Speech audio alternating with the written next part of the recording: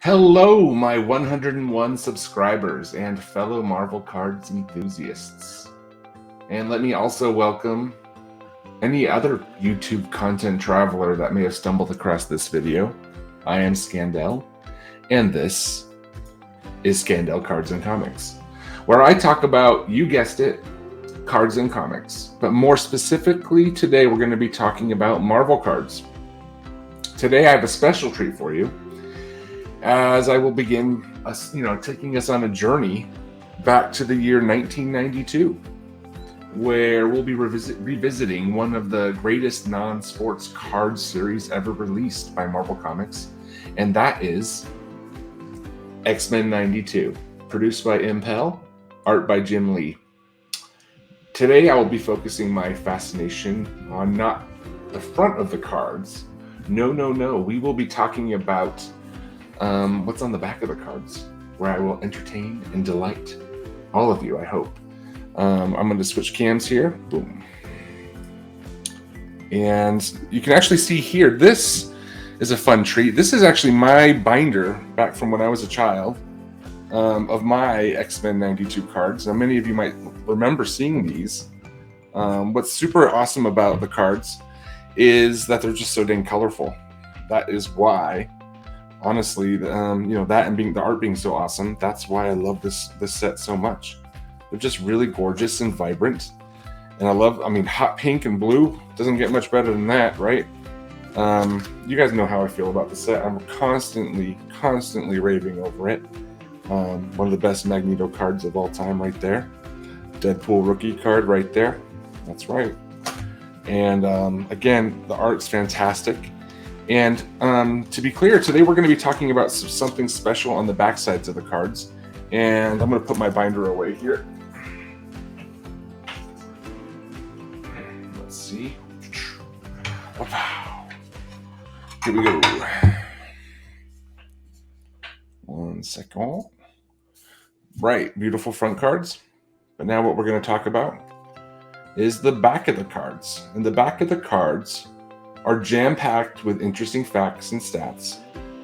And, these facts and stats, they armed a generation of new X-Men fans like myself when I was a kid with all the information that you needed to be a mega fan of the mutant teams, It would say,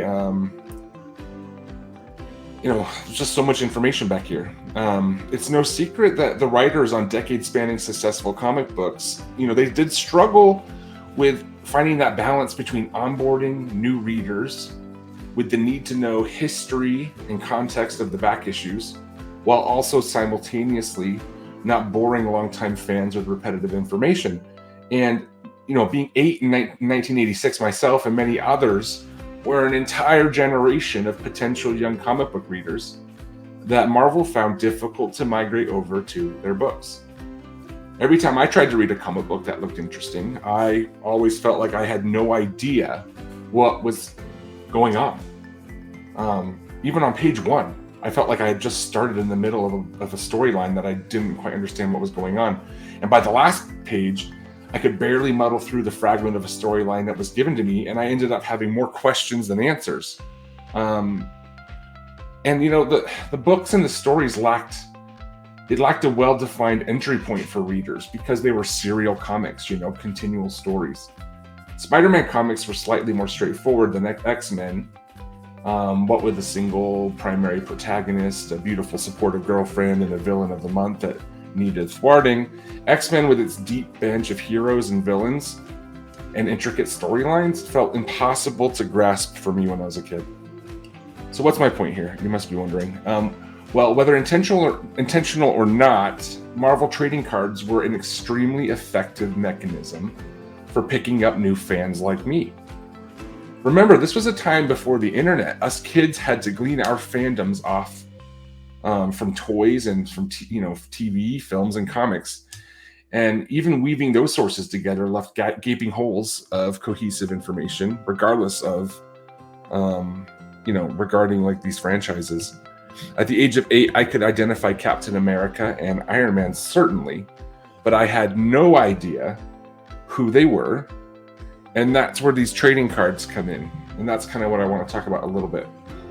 The back side of the cards, let's take Cyclops here, good timing. The back side of the cards provide an effective profile of each character's personalities, abilities, background, and friendships, and rivals. When I was a kid, finding the narrative connections between the characters was super exciting, and it was really made simple by these cards. For example, Juggernaut, he, if you read the back of the card, he's the evil stepbrother of the X-Men leader, Professor X. Wait, what? When I was a kid, that was super exciting to find out. I didn't know that, and then I did, and knowing was half the battle. G.I. Joe. Siren, for example, to Banshee, Havoc to Cyclops, Psylocke to Captain Britain, Mr. Sinister to Cyclops, to Cable, Rogue accidentally got her powers from Miss Marvel. All these things started kind of making sense and connecting, and I kind of began to really be able to piece together the large lore that was at my fingertips in the X-Men universe. The ties are deep between all the characters. To older comic book fans, this series, I think this comic book series, this comic card series was kind of cute. But to my generation, it was an essential Rosetta Stone to understanding the mutant corner of the Marvel Universe. Other things that are really cool about the back of the cards are the passport photos. That's what I call these little guys up here. Just a really great little abbreviated illustration of each character. My camera's dying on me here. The small illustration on the back of the cards, it follows suit with the Marvel Universe Series 1 and 2 from previous years. And most of the heroes' portraits, they almost remind me of like an employee access badge photo, yearbook photos, maybe you could also call them. Some characters are depicted from the front, and some from the side, some from 3/4. It's a really good balance. Each illustration is a fantastic Jim Lee original.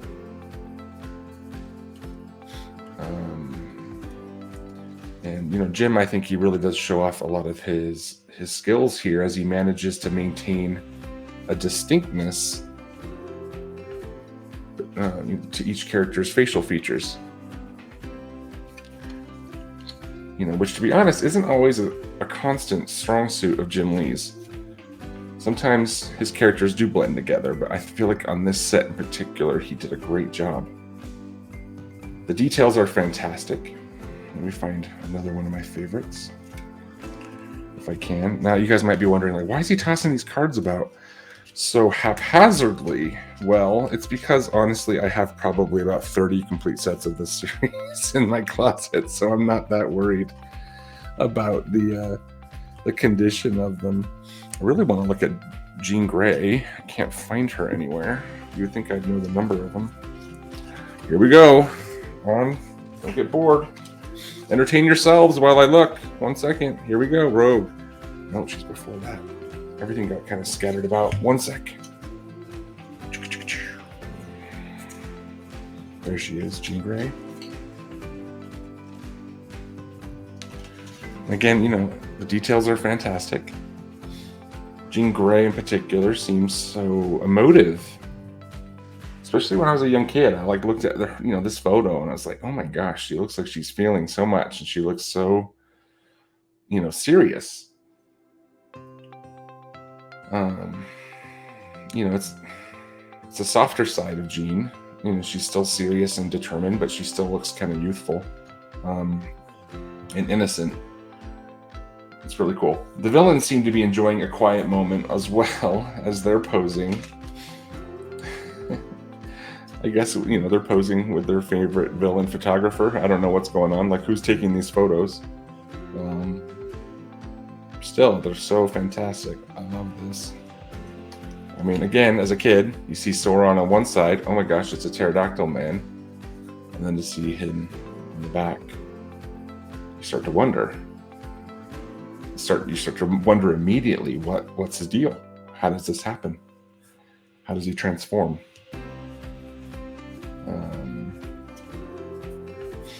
Now, when I was reading the comics, I'd glean them, kind of, read a little bit here and there, and I knew that Cyclops was a bit of a self-righteous prick. Now his passport photo kind of told me to respect Cyclops. He's super, I mean, look at this. This photo here on the back told me to show Cyclops a little bit of respect. He's not just kind of a one-dimensional self-righteous prick. He's actually kind of a badass in his own right. And he could rival that of Wolverine if pushed. This drawing just feels right out of Top Gun to me, It's like Maverick, Tom Cruise, Val Kilmer, Iceman level badassery. Pretty cool.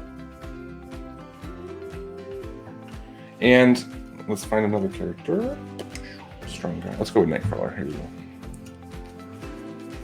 In addition to the standard name, height, weight, and team affiliation, the first appearance data in the bio paragraph on these cards gives just enough information to quench, again, young inquiring minds back in 1992. The info really gives you a sense of whether or not you like this particular character. It tells you more about where they came from and who they are. And, the power ratings here in particular were absolutely fascinating to me as a kid. And I would absorb them like a sponge. And I know I'm not the only one. Armed with a knowledge of the power rating stats, any young fan could hold their own in the reoccurring schoolyard debates of who could beat who. Who could beat who? Colossus is stronger than Rogue. It's a fact. It says so right here on the back of their cards. Beast and Professor X have comparable genius level intelligence. It's true. It's right here on the back of the cards. Rogue is actually below normal in intelligence, which is also quite cute. That is, still. And, while preparing this video series, I got really excited about the power ratings in particular. And I really wanted to kind of dig in a little bit more about each main main member of the X-Men's power stats and power ratings and how they compared one to another. I wanted to do like a comparative analysis between characters. And I think this should be really fun. So I'm going to now, the rest of the video is going to be me kind of narrating over a lot of the power stats and how they compare. And, we don't have time to review every character in this entire series. There's 100 cards. So for the sake of brevity, again, I'm going to kind of refrain the video to cover just the popular X-Men heroes. And who better to start with than card number 1 of the series, Beast. Look at him all studious with his glasses and his nose in a book. Jim Lee again absolutely nailing it with the illustrations. No energy projection abilities, because his mutation isn't exactly elemental, nor is it energy based. No mental powers. Now don't confuse mental powers with intelligence. Beast doesn't have spidey sense, nor can he move things with his mind. His strength is at a 4, meaning he can lift between 2 to 10 tons. I think he's at the lower end of that range myself, meaning he can possibly pick up a car, which clocks in at about 2.5 tons on average, but I don't think he could hold it indefinitely over his head or anything like that. Fighting ability, 4, meaning extensively trained. That makes a lot of sense with the danger room in his basement. Intelligence, genius level. He's a brilliant blue furball. He can help you with your quantum mechanics homework, or maybe just a snuggle. Who brushes his fur anyway? The back of the card doesn't cover that. And that's probably enough power rating stats for now, am I right? I mean, who really cares how Beast compares to, say, his 4 other teammates that also premiered in 1963 in X-Men #1? This is going to be epic. Here we go. Bobby Drake, aka the Iceman. Right out of the gate, Iceman sets himself apart from Beast with his energy projection abilities. Iceman can generate endless levels of ice from his core self. Pretty cool. Yeah, sorry about that one. No mental powers. I sure do hope someone else on the team rounds out that stat average. Strength is at a 2, which is actually just normal human strength. Fighting ability, same as Beast. Again, danger room training in their basement. Intelligence is normal. Now, I've read a few comics about Iceman, and I would say that normal is a stretch for Bobby. Fun observation, his stats go up and down like his ice slides do, if you see the shape there. Next, we have card number 24, Jean Grey, aka Jean Grey. Like Beast, Jean's natural mutation does not allow her to project energy, so it's at a 1. Now her mental powers, here we go. Jean being a telepath with telekinetic powers, her mental powers are at an impressive 6, meaning she has developed multiple mental powers and is a master psionic level. Now side note, the only stat above that is 7, which is infinite immeasurable mental powers. Go Jean, practice makes perfect, keep it up. Her strength stat matches that of Iceman, which is to say they both have normal human strength for both man and woman. Fighting ability, any guesses? It's a 4 and matches her teammates who she began this journey with back in 1963, again debuting in X-Men #1. Her intelligence is 3, meaning above average. Let's jump on over to card number 17, Scott Summers, aka Cyclops. Off and on team leader of the X-Men, Scott's mutation gives him the uncanny ability to fire beams of energy from his eyes, otherwise known as Optic Blast. Energy projection. Scott just beats out Bobby at a whopping 5. Now this comparison is super interesting. So Bobby can give off, quote, low levels of energy for a long period of time, unquote.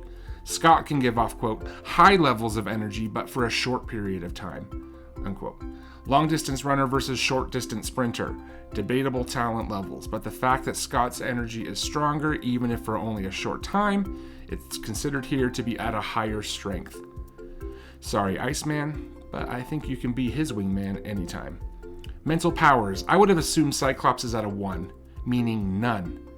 But he's at a 2. Meaning he has a defensive mental ability or a sixth sense. Now, if anybody out there can educate us on this aspect of Cyclops stats, please leave a comment below so we can discuss it. Keep in mind, we are not using any extended storylines post-1997.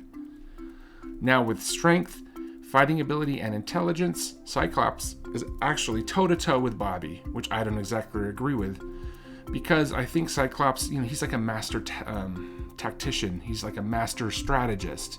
Bobby, not so much. I would have thought that Scott's intelligence level was slightly higher. Next up, we have Warren Worthington III, aka Archangel. Now, not Angel. We are talking post-Mutant Massacre storyline. Archangel. Trust me, 1963 Angel would compare shamefully bad without the Apocalypse upgrades, so let's throw him a bone. And besides, in 1992, when this card series debuted, he was Archangel.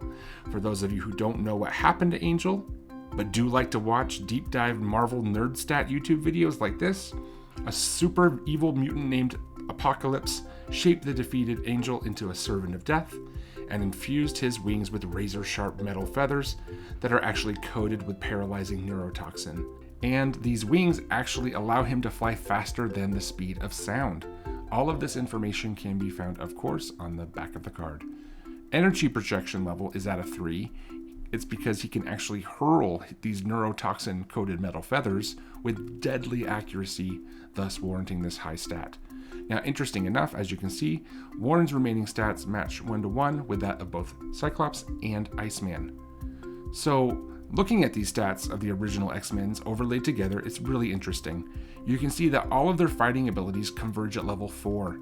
They all possess normal human capabilities with extensive combat training. Why is that? Well, it's because they lived together, of course. They trained together, they grew together as a cohesive team. I love that. Well done, nameless New York-based Marvel card writer. Nice touch. So are you guys bored yet with the stats? Should we stop here? Nah, we can't visit the stats of the original X-Men without also visiting the X himself, Charles Xavier, aka Professor X, founder of the X-Men. His stats are not surprising. He's got two things going for him. He's highly intelligent and he has comparable psychic mental powers to Jean Grey, thus making him truly her ideal mentor. Okay, now again, it's super interesting to look at the talents of the original team as a whole. It's because we can actually identify in which skill areas they have the most talent and what skills they're the weakest in. At a bird's eye view of these charts, it seems to me like the original team could be stronger in two areas, both strength and fighting ability. So now we should probably wrap this video up, right? I mean, I obviously haven't laid these graphics in a manner that allows for further character analysis, right?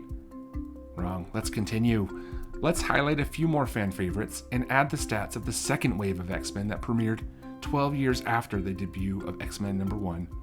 In 1975, a special issue of the X-Men comic series was published called Giant Size X-Men #1. In fun fact, I own this comic and it's a CGC 8.5. Written by Len Wein and illustrated by Dave Cockrum, the four breakout characters from that comic book were Wolverine, Storm, Colossus, and Nightcrawler. Yes, I left out Thunderbird, as he is not in the card series. So let's start with Wolverine. As you can see here, Wolverine pretty much offers a single talent to the X-Men team. His fighting ability is undeniably impressive and maxes out the chart at a 7, a whopping 7. Let's review the Power Ratings translation card for this series to see what that 7 means. A 7 means he is a master of all forms of combat. Now to me, that can be interpreted a few different ways. In my mind, that means that he is familiar with all styles of combat and can anticipate attacks and develop counters extremely well. I think his self-healing ability also really puts that stat into the stratosphere. He can fight until all enemies are gone. He has high energy, high stamina, and a killer instinct that most of his peers simply lack. Now, I do think that Wolverine should also have a slight boost in the mental power categories. Why? Well, it's because of his keen animal-like sense of smell. That gives him a form of a sixth sense, which is exactly what a 2 on mental ability states on the aforementioned Power Ratings card. You let us down, nameless New York Marvel card writer, and more importantly, you let Wolverine down. Now, my only criticism of these power rating categories, and I think it's important to note, is that these 5 categories do not encompass all types of mutant abilities well. Wolverine's healing factor is a form of ongoing energy, but it isn't, quote, a projected energy, unquote. It's an internal energy like Shadowcat's phasing and Nightcrawler's teleportation. I think an improvement to the categories would be to substitute energy projection with simply energy, thus accounting for both internal and externally manifested powers. I may need to revisit this video in the future and make up my own stats. Colossus adds the missing strength needed to round out the team's ability averages as a whole.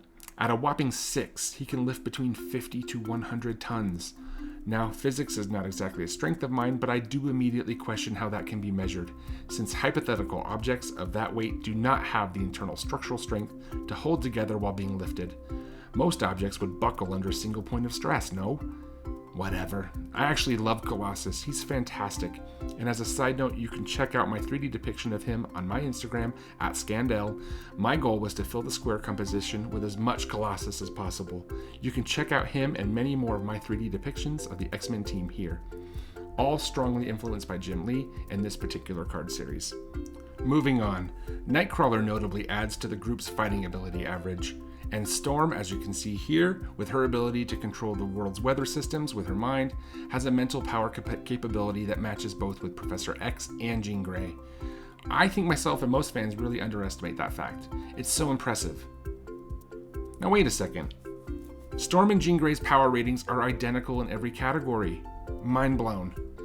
Now, for the sake of time, let's blow through some of the remaining fan favorite characters, all of which join the X-Men team at different points in time. Rogue has notable energy projection. Gotta admit, I don't quite get that. Her strength stat matches with Beast, which is cool, but I would assume that she is at the higher end of the 2 to 10 ton lift range. She ties for third in her fighting ability with Nightcrawler, and you'll soon see here also ties with Gambit and Psylocke, falling under Wolverine's unmatchable stat, and also falling under one other X-Men's fighting stat. Bishop. I was really impressed to see Bishop's fighting stat be at a 6. Don't get me wrong, I would have assumed it was high, but this is really cool at a 6. I didn't see it coming, meaning he's like a master of multiple forms of combat. Bishop's the man. Psylocke is up next. She has always seemed like a really well-rounded character to me. Years after the set was released, she was always my favorite character of choice in the X-Men 1994 arcade game, Children of the Atom, for reasons. I was 16, and looking at her stats, this is definitely depicted accurately. Her psychic blade pushes her mental power up to a unique 5, meaning she has a single, highly developed mental ability. So cool. Her fighting ability is also extremely high, and as I mentioned earlier, matches Rogue, Nightcrawler, and Gambit. Moving along, Gambit obviously has notable energy projection and fighting stats. Jubilee, decent energy projection and mediocre fighting stats. Shadowcat, pretty impressive fighting stat, and has uniquely gifted intelligence. Pretty neat. Isn't it super fun to see these stats overlaid on top of one another like this? Now I have to admit, I didn't plan on doing this at first. This idea came to me shamefully late in the planning of this video, but as I stared at all the stats and numbers, I began to think, wait a minute. Using these categories and this point system, we should be able to determine who is the strongest member of the 1992 X-Men team. So I did just that. I totaled the individual stat numbers and came up with a number for each member. Any guesses on who actually has the highest power average? The answer is going to blow you away. I'll give you a few seconds to come up with a guess. As a side note, it's pretty interesting, and you'll soon see that the final tallies between all of the X-Men do not have a wide differential. The strongest core member of the 1992 X-Men was, wait for it, it's Jubilee. When adding up her stats, I couldn't believe it either. I can hear you screaming at your screens. Can you imagine if it was Jubilee? I'm crying. You just know when Disney launches the upcoming MCU X-Person films, it's going to be all about Jubilation Lee. Just wait, I promise you, it's going to happen. Prepare yourselves. Seriously though, Jubilee, the youngest member of the X-Men, clocks in as the least powerful X-Men at a score of 11, followed not surprisingly by Shadowcat, who is the second youngest X-Man on the team. What is surprising is that her score ties also with Nightcrawler at a 12. Archangel and Rogue come in tied at 13, and shocker, so does Wolverine. 7 of his points come from one category. The team average is 14, and it is also the most commonly awarded point total. Gambit, Psylocke, Bishop, Colossus, Professor X, and Iceman. Beast stands alone at 15, which isn't surprising considering his high stats in strength, fighting ability, and intelligence. That leaves Jean Grey, Cyclops, and Storm, who debatably make up the 3 pillars of leadership on the team. Pretty cool. How do you think these 3 will compare in their scores? Now, I already mentioned that Aurora and Jean have identical stats. And anticlimactically, these 3 all tie with an impressive score of 16. Now again, I think Scott's mental power stat of 2 is a bit of a gift score. But on the whole, he's a very well-rounded character, and I'm not surprised to see him rank higher than, say, his team rival, Wolverine. But that doesn't mean that he could best Wolverine by any means. This was super fun for me to do a deep dive on. In the future, I really look forward to evaluating the rest of the cards from the series, especially the villains, and flesh out some of the more interesting comparisons between cards. The early 90s brought about a lot of interesting changes to the X-Men team dynamics. Most notably was that the 2 teams were split into 2 different squads, X-Men Gold and X-Men Blue. In this card series, 2 of the characters from the previous breakdown are notably absent from these 2 teams. At the time of this card series again, Nightcrawler and Shadowcat joined the UK-based team known as Excalibur. Now before I wrap up, here's the question. Using the individual point totals, which team is technically stronger, Blue or Gold? Now X-Men Gold has 6 members, X-Men Blue has 7. So let's even it out and remove Jubilee from the equation just to be fair. Now I'll give you a few seconds to think it over before the reveal. Now, side note, these two cards are my favorite cards in the series. They are just so fun and beautiful and capture a really nice moment in time for these characters. X-Men Blue, I think, is undeniably the fan favorite, with Wolverine, Rogue, Gambit, and Cyclops all on one team. That team just seems to have all the charisma. That being said, X-Men Gold looks super formidable and ready to rumble. So the results. X-Men Blue adds up to an epic 85 points. Now X-Men Gold adds up to an astounding 87. I guess I'm not surprised. You have Jean and Storm with their level 6 mental powers, Colossus with his level 6 strength, and Bishop with his level 6 fighting ability. That's a stacked team, super solid. They certainly earned that score. Now with Jubilee, X-Men Blue would dwarf X-Men Gold at 96 points. I'd still prefer to be on X-Men Blue, and I think it's funny to imagine Iceman Bobby Drake being jealous of the other team, because his team is pretty serious overall, and he's a pretty playful character. Not exactly fun at a party, that team is. The power rating stats on the 1992 X-Men Series 1 trading cards are just unbeatable in their relevance to the history of the X-Men canon. And again, remember, the concept of comparable power ratings did not originate in this series, as they first debuted in the previous year's 1991 Marvel Universe Series 2 launch. The Marvel Universe cards were just that, the entire Marvel Universe, from Captain America to Spider-Man to Punisher to the Silver Surfer. What makes the X-Men series more, I guess, personal to me is that most of these characters resided in the same small quadrant of the large and ever-expanding Marvel Universe. All of the characters in this set have either worked together side by side or faced each other, which can't be said in the other series. I would argue that X-Men have always been a more team-oriented depiction of superhero lore, and that's what kind of sets it apart and makes it special, at least to me.